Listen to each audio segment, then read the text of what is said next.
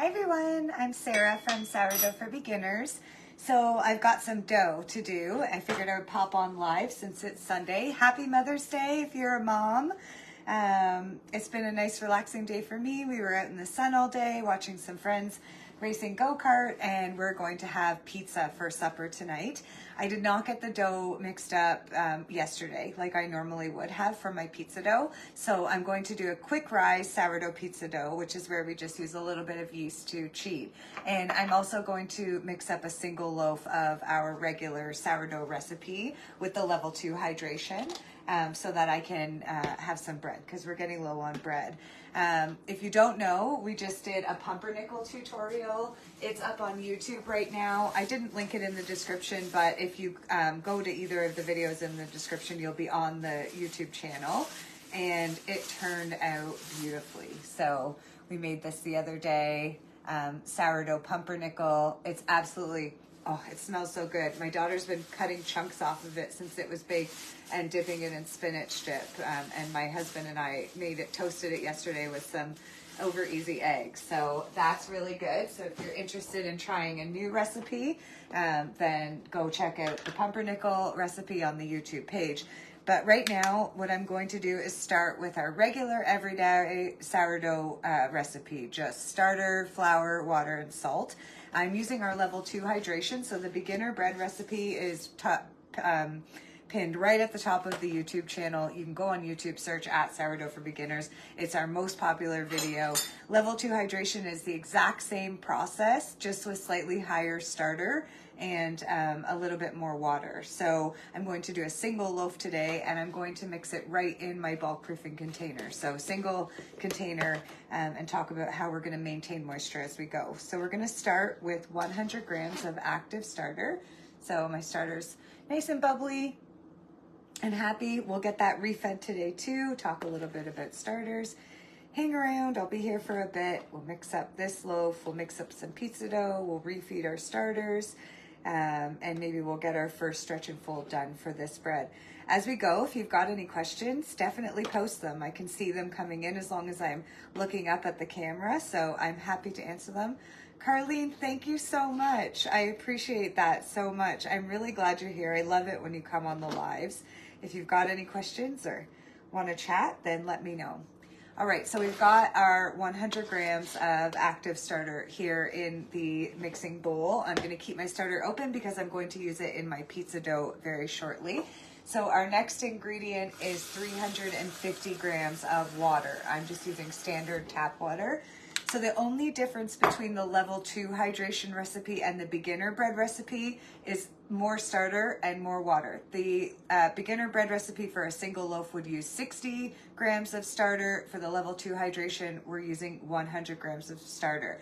The beginner bread recipe would use 340 grams of water. We're using 350 grams for the level 2 hydration. So not a huge change in the amount of water, but 5, 10, 15 grams can make a huge difference in sourdough.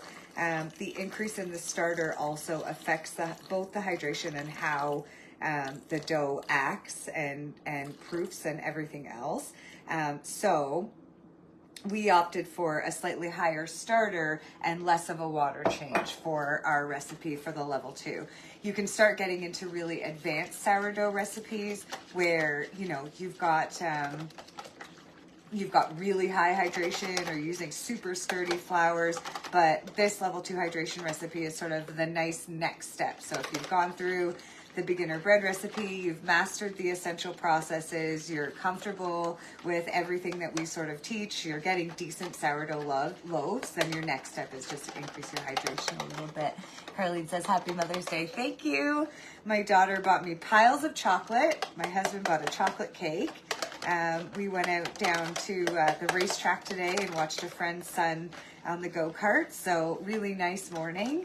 I'm having a really nice day. I feel super spoiled. So that's That's really great. I hope you guys are all having a great Mother's Day too. Okay, so next is 500 grams of flour. So with the main recipes, you'll often see me saying twice these amounts because the main recipe, most sourdough recipes that you find will make 2 loaves. But with sourdough, you can usually take a recipe and split it right in half without having any issues. It's not very complicated when it comes to ingredients, right? So it's just flour, water, salt, and stuff. So we'll get our 500 grams in here. We'll get this blended up, and then we'll mix our pizza dough and refeed our starters and talk about the essential processes and the next steps as we go through the day. I have a brand new oven. I'm considering trying the bread proofing setting that is on this oven, although I'm a little bit scared of it. I don't want it to wreck my dough, but I'm pretty good at mixing up dough. So even if it did wreck this one, I'm sure I could mix a new one. So we'll see. If you've got a bread proofer on your oven and you've had good experience with it or bad, then let me know. Carlene says, how's that new stove? So I don't know if you can see it. There it is over there.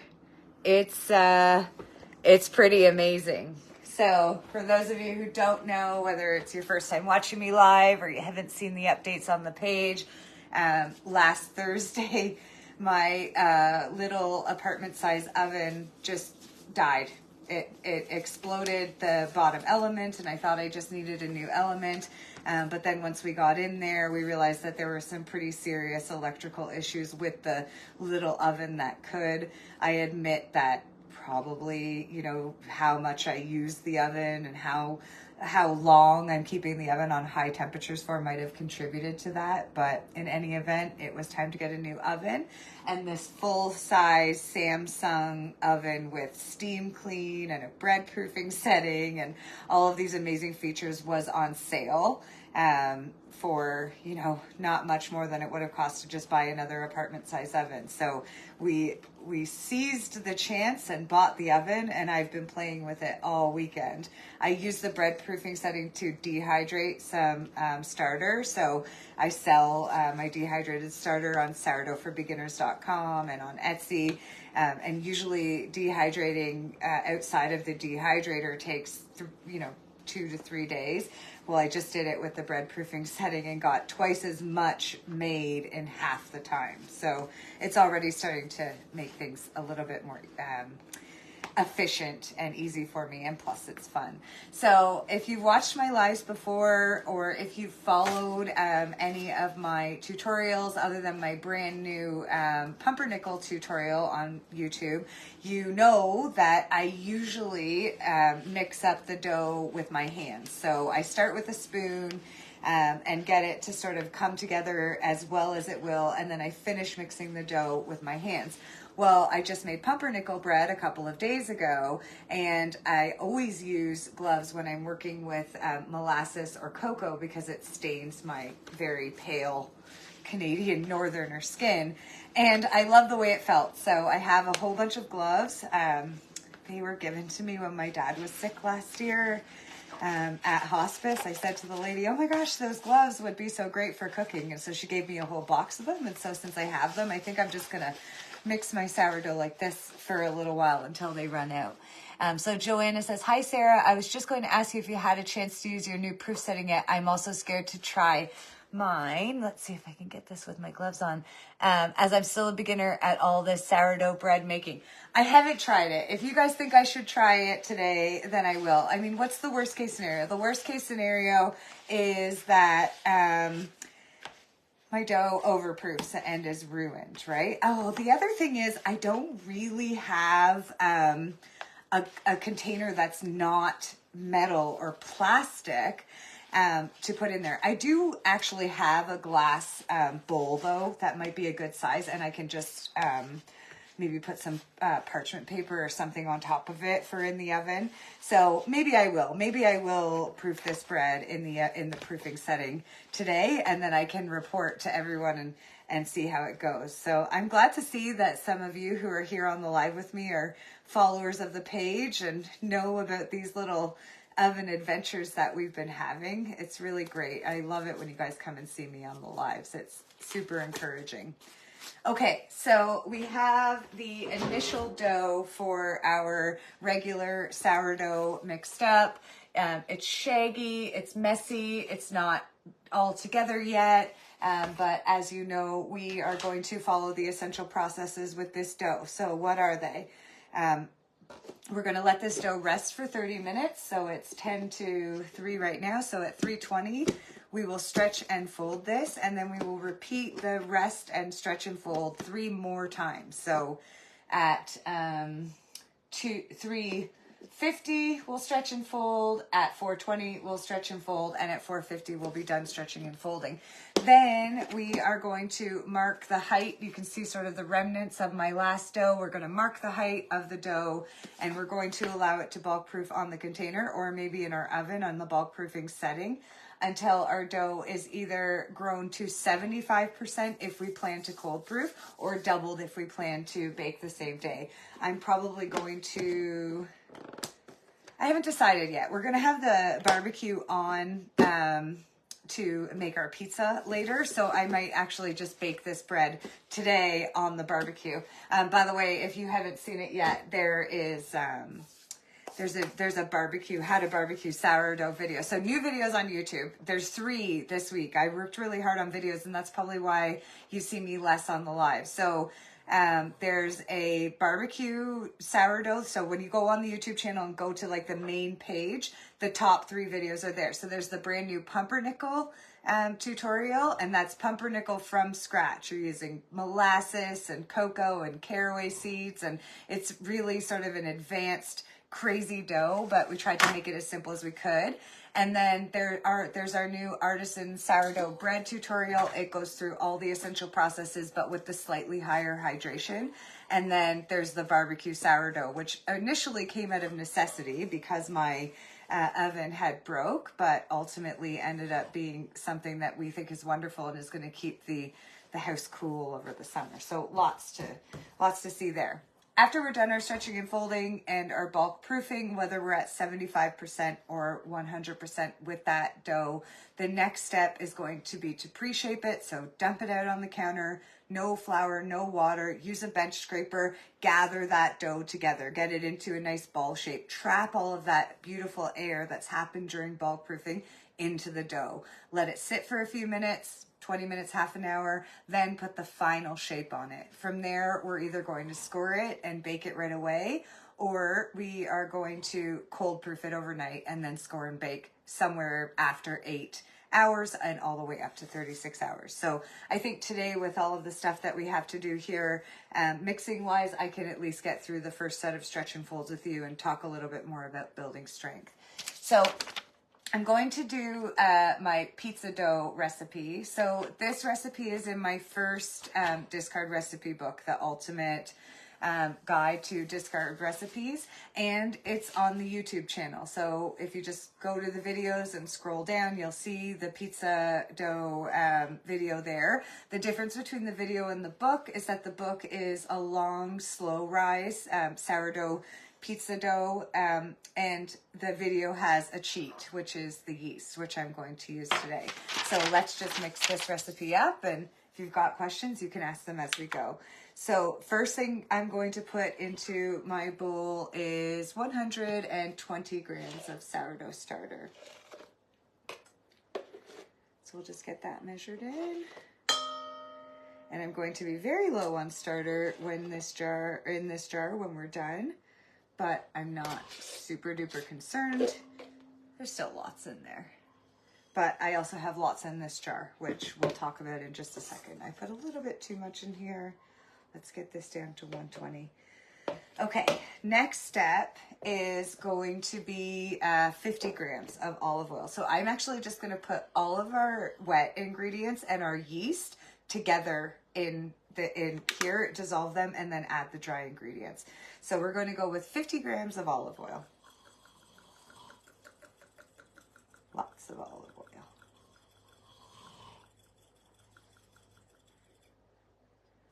This is a big dough. You can split this in half if you want, but this is going to make a couple of really big pizzas.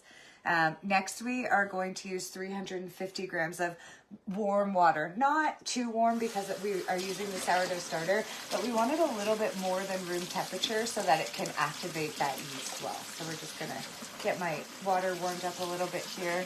We'll tear our scale back to 0, and we're going to get 350 grams of water in there.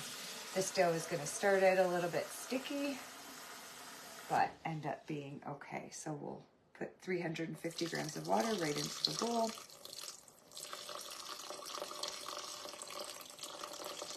There we go.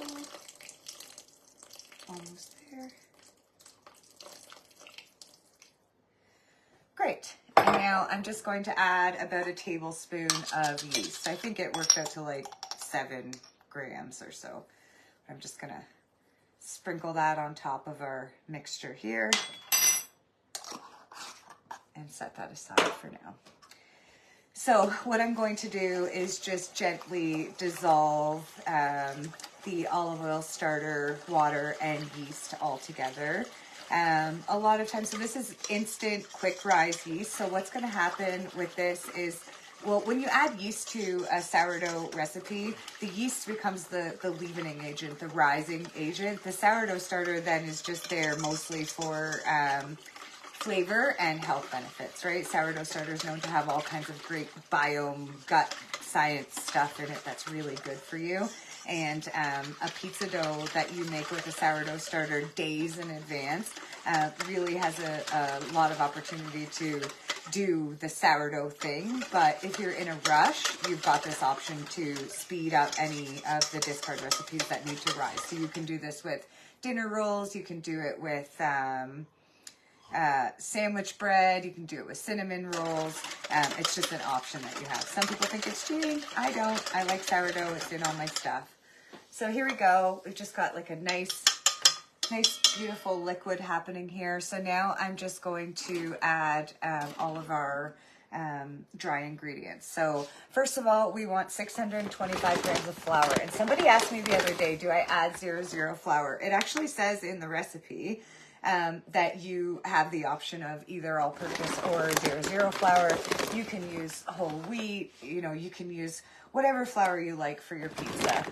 But I usually use all-purpose flour as my base for everything, just from an economical standpoint. I was saying yesterday when I was finishing off the video for the pumpernickel bread, rye flour, 1 kilogram of rye flour, 625 grams of flour we want. 1 kilogram of rye flour costs the same as my 10 kilogram bag of flour.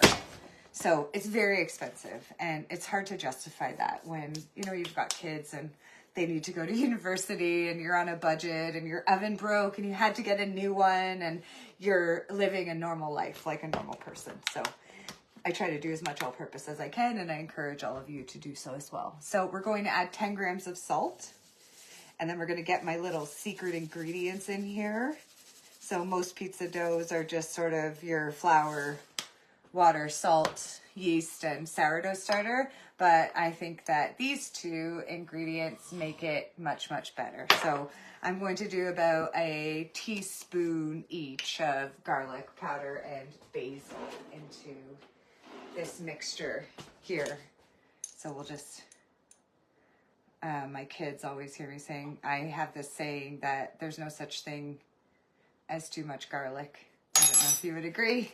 Or now, if you ever were invited to my house for supper, you might double think it and go, oh no, she really loves garlic. But it's just, I think that garlic tastes delicious and it's pretty healthy, so I'm okay with it.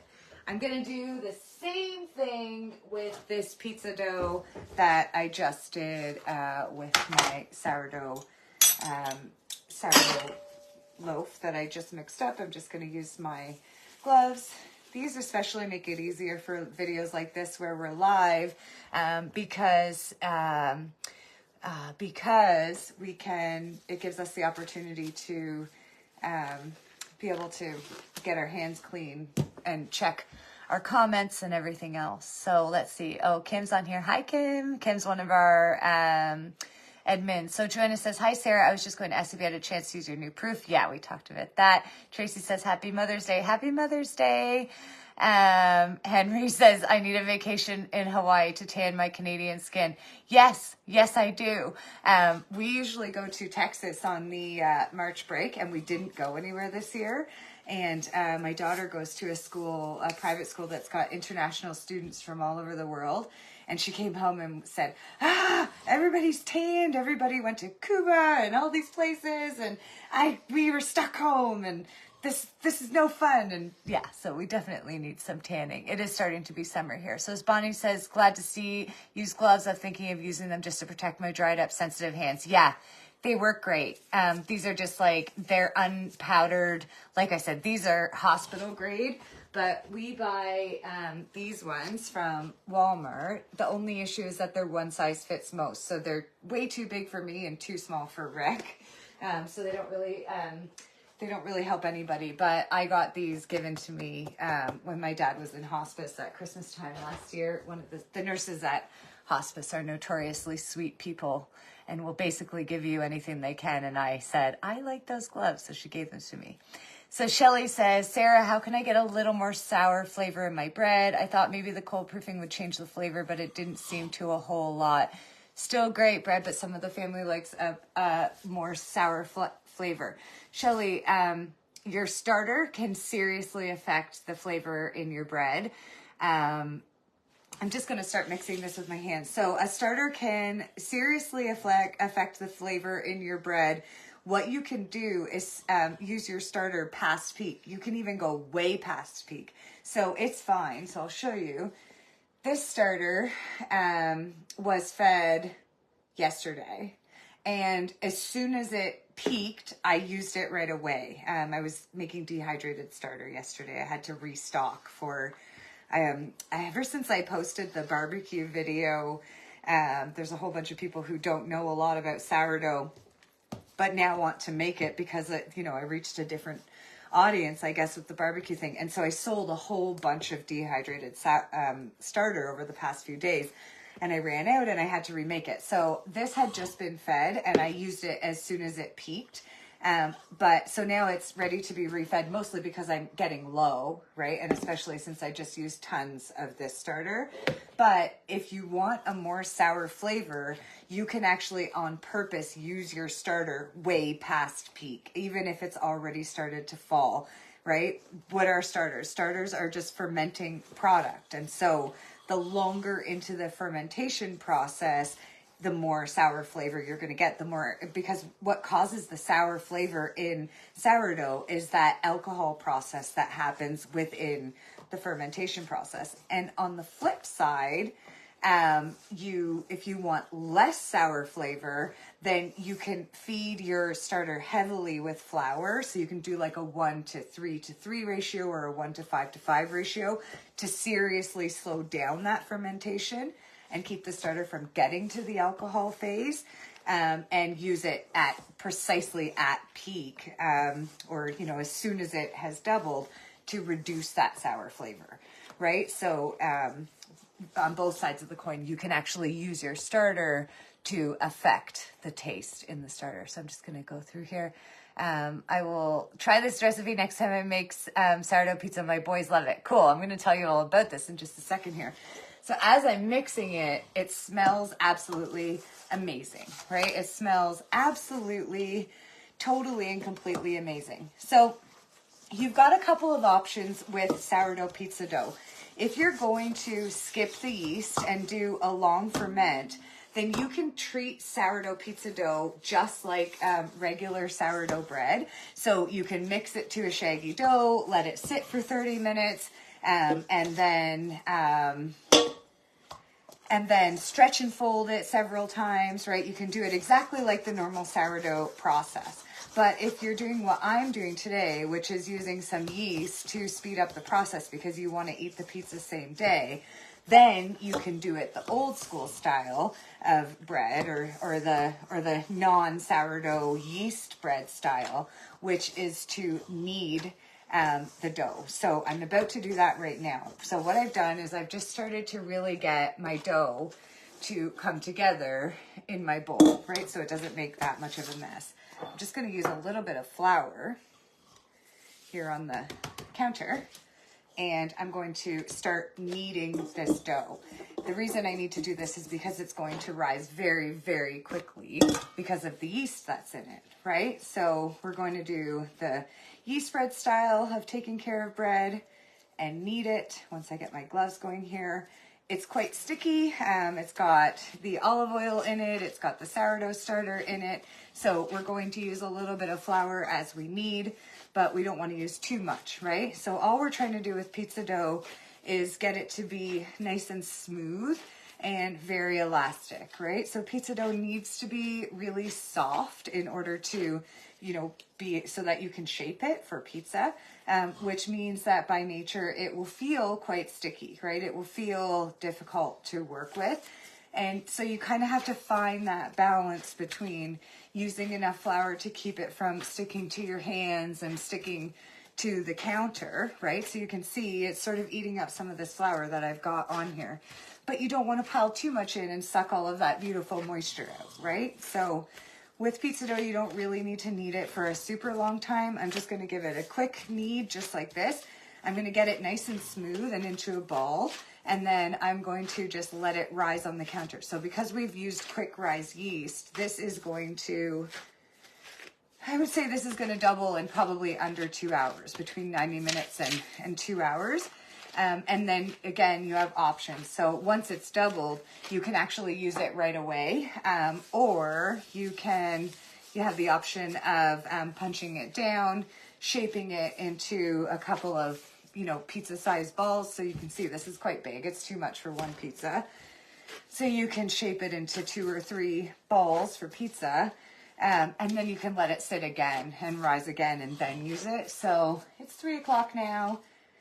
2 hours from now at 5 o'clock, if my family's hungry, then we'll just use it. But we did all eat burgers and poutine and fries and everything at the racetrack today. So we might not be hungry at 5. So if that's the case, that's fine. I'll just shape it up and let it rise again. So I'm just going to pop these gloves off again. And I'm going to just take my bowl, get a little bit of olive oil in there so that the dough doesn't stick. I'm going to set this beautiful dough in my bowl, and I'm going to get some plastic wrap.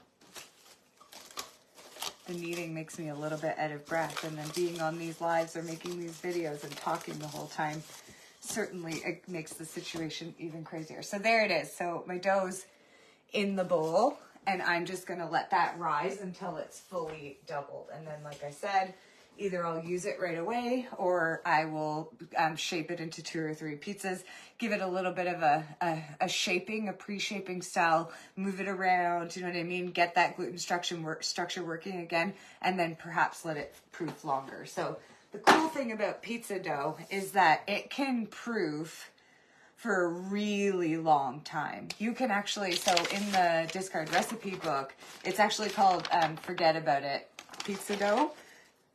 And you have the what we call the 3-day option. So we say, what we say with this one is mix it up, do a bunch of stretch and folds, and then just stick it in a container and put it in the fridge for like 3 days. It's going to slow ferment in the fridge over that 3-day period. And then you just pull it at a couple of hours before you're ready to bake, let it come to room temp, and then use it, right? So from the long 3-day option to the very short yeast option, there's a couple of options in between. So lots of different ways to manage pizza dough. It's one of the easiest things. Whenever anyone comes into the group and says, who's got an easy recipe?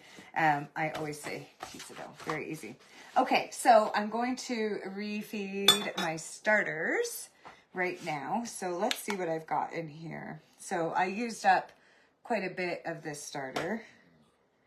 I usually keep 220 total, including the weight of my jar, and I'm down to 130 in this one. So my base I usually keep as 220. So that's 90 grams.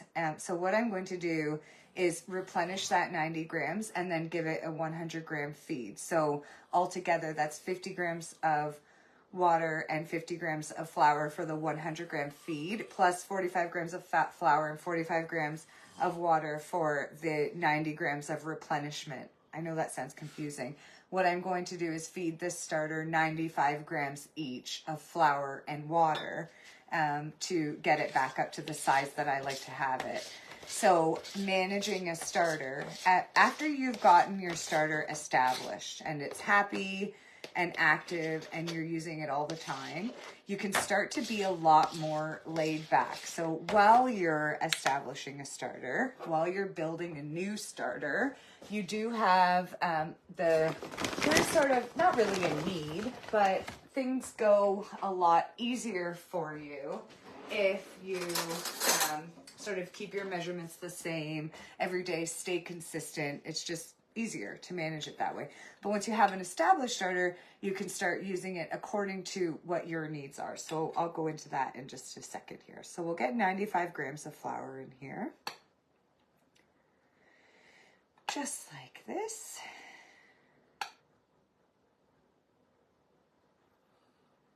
And then I'll show you this other starter in just a second and talk more about that sour flavor, more or less sour flavor as well with the starter. Okay, so we've got 95 grams of flour in here and we're going to add 95 grams of water. So ways that you can manage your starter. If you bake every single day or almost every day, then, you know, mix up your dough, refeed your starter, you know what I mean?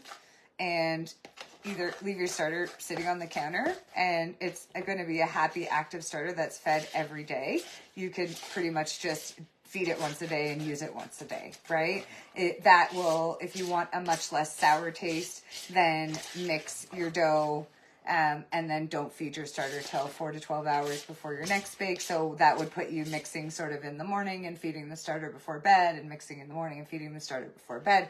But if you're an everyday baker, then the starter can live on the counter. If you're like me and you're a 3 to 4 to 5 times per week baker, and somebody who bakes multiple different things like pizza dough and sourdough, etc., then what I do is as soon as I'm done mixing, I feed my starter, I let it sit on the counter until it peaks, and then once it's peaked, I put it in the fridge at peak.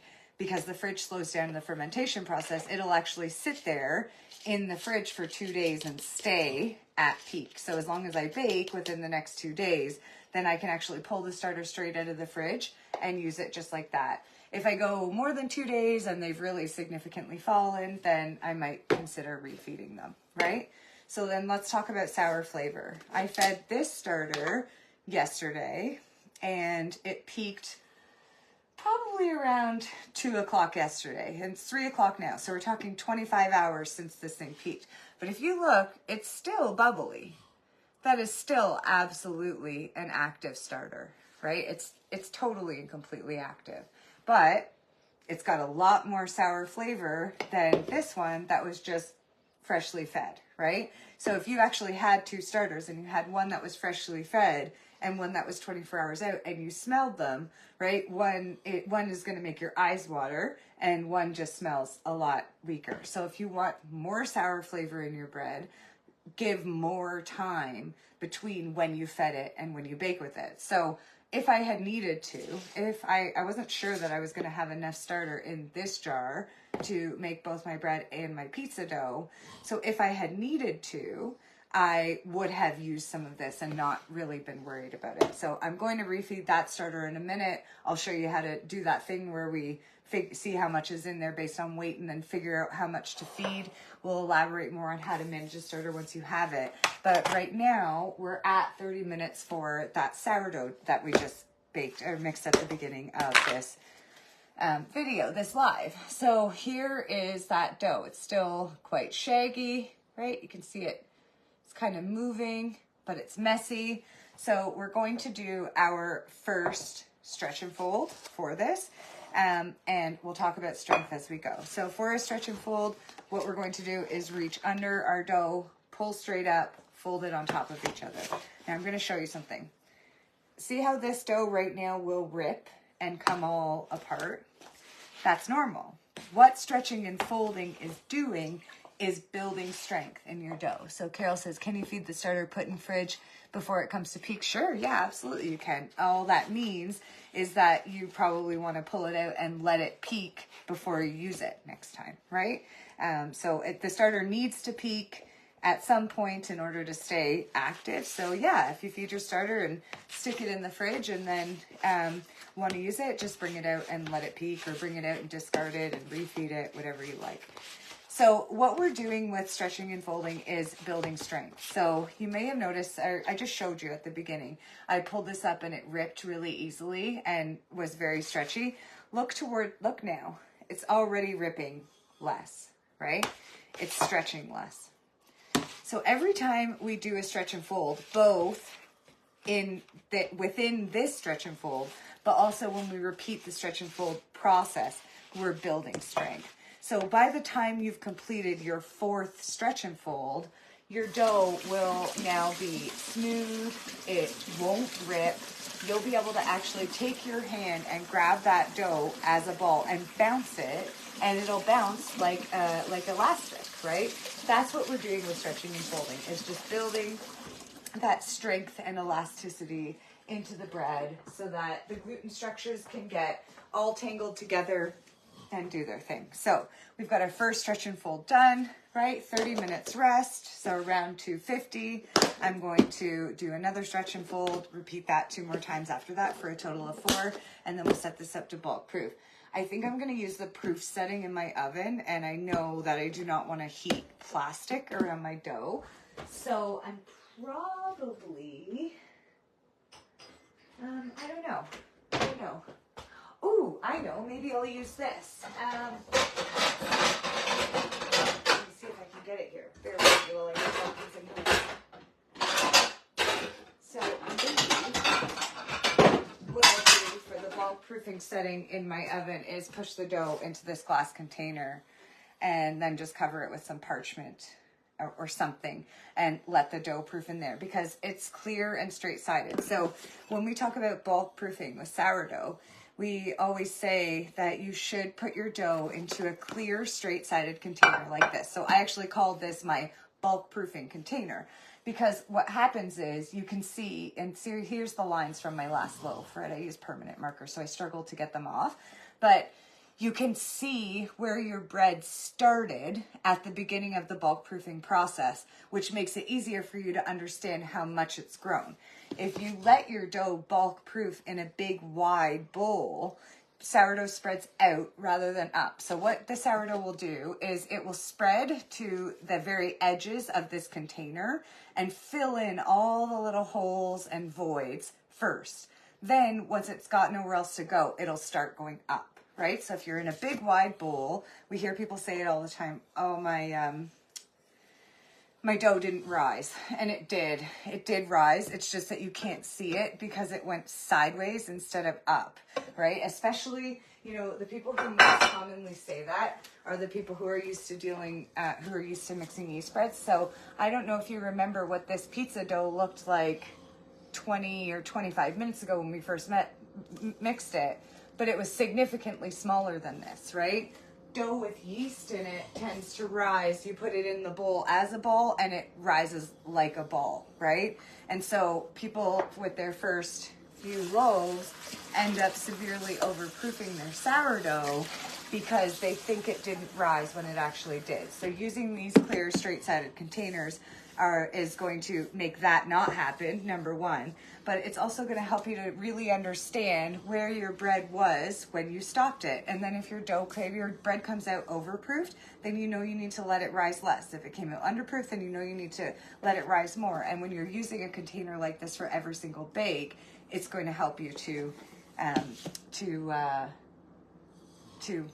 keep track of it. So, and I actually think that this container may have came with a silicone oven safe lid. Now that I think about it, these are, I think these are Anchor Hawking containers. So I might actually start using this as a bog-proofing container. Straight sides, right? I mean, they're slightly rounded, right? But I'm going to be able to push my dough into here. It's probably going to be at this height, straight sides. I'm going to be able to see how much it grew. So I'll definitely take some pictures when I bog-proof today and make a post about that on the page. If you're not already following the page, please do. All right, so let's feed this one last starter. And then I think I'll wrap up for the day. If you've got any questions, now's the time to ask them. I'm just about ready to start laying around on the couch and doing the lazy part of Mother's Day here. So if you've got any sourdough questions, definitely ask them. Also, every Monday, 7 p.m. Eastern, there's an event. If you go to the top of my page, I think there's like a more button. You can see events. Every Monday at 7 p.m. I'm on StarCam. And I'm only there for question and answer. I don't have anything planned. You know what I mean? I'm just there to answer questions, and I would love if you would come see me. StarCam's kind of a neat app. It gives you the opportunity to talk to me. So you upload a video, explain to me what's going on, maybe show me your bread, show me what you've got, and then I can help you troubleshoot and walk through it. So, find that event, or just go to starcam.com/app, get the app, and as soon as you get the app, you'll see my thing scheduled in there for tomorrow at 7. Okay, this starter has 190 grams total, and I like to keep my starter base at 220, right? So that means I'm in a deficit of 30 grams. So I'm going to feed this 130 grams total to get it to my full fed amount. So 130 divided by 2 is going to be 65 grams each of flour and water. So it's that simple. So once your starter is established, it doesn't necessarily need the balanced ratio as much anymore, right? It can tolerate changes in feedings. And in fact, once you have an established starter, sometimes it'll start to be a brat, right? And it'll start rising slowly, or it'll get too thick, or it'll get too thin, or it'll start being really acidic and alcoholic, or it won't rise at all. So it's actually a good idea once you have an established starter to pay attention to how it's acting and what it's doing and change up those feedings all the time. So the way I manage my starter is I feed it what I think I'm going to need. So I'm not going to be baking significantly a lot over the course of this week. It's a very busy week for me. So I'm just making sure that there's 100 grams of starter in my 2 jars to use for baking bread.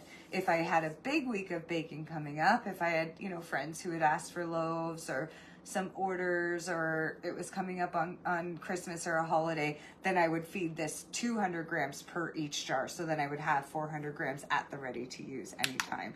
So you can adjust your starter to suit A, your baking style, right? B, your baking frequency. C, how much you think you're gonna bake in a given week or whatever it may be over the next little while. And lastly, based on how much flavor you want. So starters are everything. They really are. They're not that complicated. At first, they are so confusing. They drive people nuts and they won't activate, and they're bratty like kids, right? But I promise you, after a little bit of time, you just get used to these things and they start to just be like, our kids are bratty 5% of the time, but 95% of the time we just know that if they're well rested and well fed and clean and taken care of and loved, they're actually, wonderful, joyous things. And I think that starters are exactly the same as children. So there we go. I've got 2 fed starters. I've got a loaf of sourdough in its stages of being stretched and folded. I have yeast pizza dough ready to go. So my afternoon is nice and laid back now. So thanks for being here. Carlene, thank you so much for sending those stars. I really appreciate it. Those add up on my Facebook page, and once a month Facebook sends me some a few bucks, and I take that money and go buy some crazy new thing from Amazon. The most recent one that I got were these gloves. They were bigger than I expected them to be, but they're actually working awesome. They can handle holding that Dutch oven after it's been on the barbecue. I'm not getting burned through them, so that's my newest thing to the collection. So thanks for that, Carlene. Thanks for all of you for being here, and we'll talk to you all again soon. Bye for now.